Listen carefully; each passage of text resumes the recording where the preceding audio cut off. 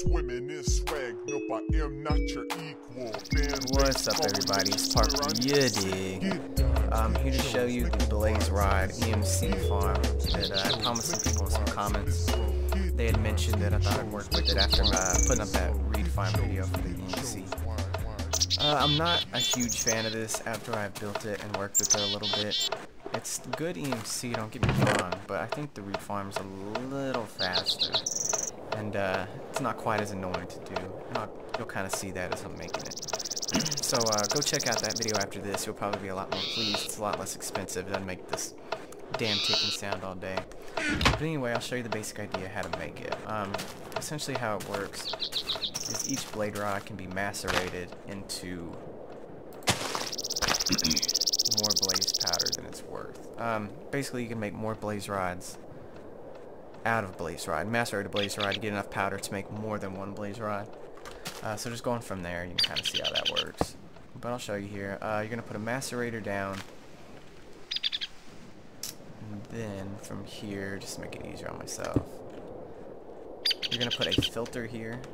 So macerator first, and you're going to put a filter there. Just put that block there just outside to put it on. Basically you want the skinny hole facing out. And then you want one in the opposite direction, just right next to it with the fat hole facing out. Dig yourself a little block right here so you can put your clock in a moment.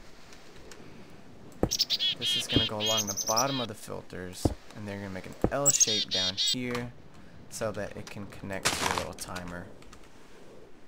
There it is. So that's basically all you need for redstone. The best way I've got this is at 0.4 seconds. I've messed with a lot of different times. This is the best one I can get it at right here. So 0.4 seconds.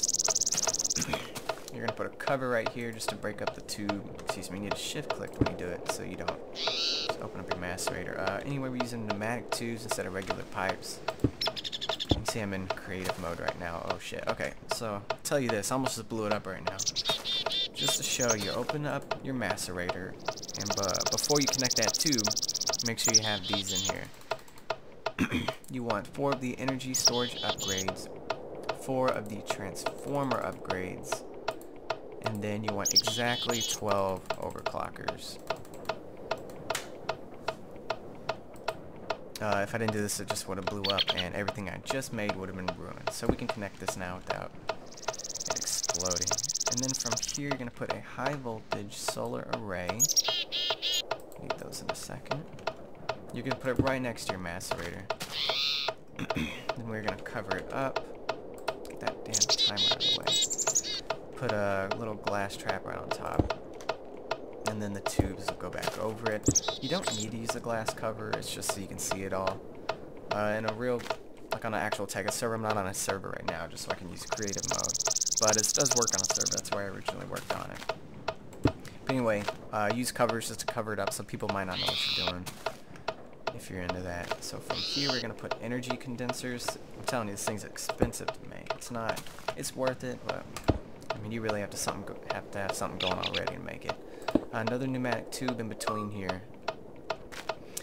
And then you're going to put an MK3, otherwise it's not going to work quite right. MK3 energy collector right there, just to show you. And then on top I'm just going to put basic glowstone just to keep it fully lit up. It'll keep going at night for making your blaze rods, which is another bad thing. This is running off of solar power, it won't work at night. You can always hook it up, you know, to another power supply or bat box, whatever you want to do to keep it going at night. But from here, this is where you're going to make your diamonds. So we'll just stick a diamond in there. This one's going to make blaze rods. Stick one in there. And as you can see, the MK is going to start making it, so you'll have more to go. You just need 1 to start it, really. 5 would be better, though. That's not what I need. So blaze rod powder is what you want to come out of this filter here. You're going to put in 5. It'll evenly distribute it right here. And then the second filter, the one to the left, you're going to put 1 blaze rod. Okay. So that all looks good to go. How to start it up, basically, you're just going to throw some blaze rods in here. I'll stick in 5 to keep it going. So what it's doing, it's going to suck out your blaze rods in this filter, send them into the macerator. As you can see, it's macerating really fast, the 12 overclockers. And then it macerates into the dust, goes out that filter and the pneumatic tube. It's going to split it up between these. And it makes about 4,000 EMC a second. I'll put those together so you can get a better look at it. So as you can see, it's a little slower than the reed farm. I'm not quite sure why you'd want this over that. Anyway, this sticks blaze powder back in here. And the whole key to this is you need this number of blaze rods going up the whole time. If it's going down, you're not going to have blaze rods ascend through the tube, and it's going to clog up the system. Going to make it go really slow. You'll have to wait until your energy collector basically makes more blaze rods. So I have it timed just right with 12 overclockers at 0.4 seconds. Any different, it's going to mess up. You'll screw it up if you go any different, I'm telling you. You can do like 4 overclockers, and it'll be slower, you know, but if you go any higher or any less on the seconds, any higher overclock, it's going to mess up. So this number needs to constantly be going up for this to work.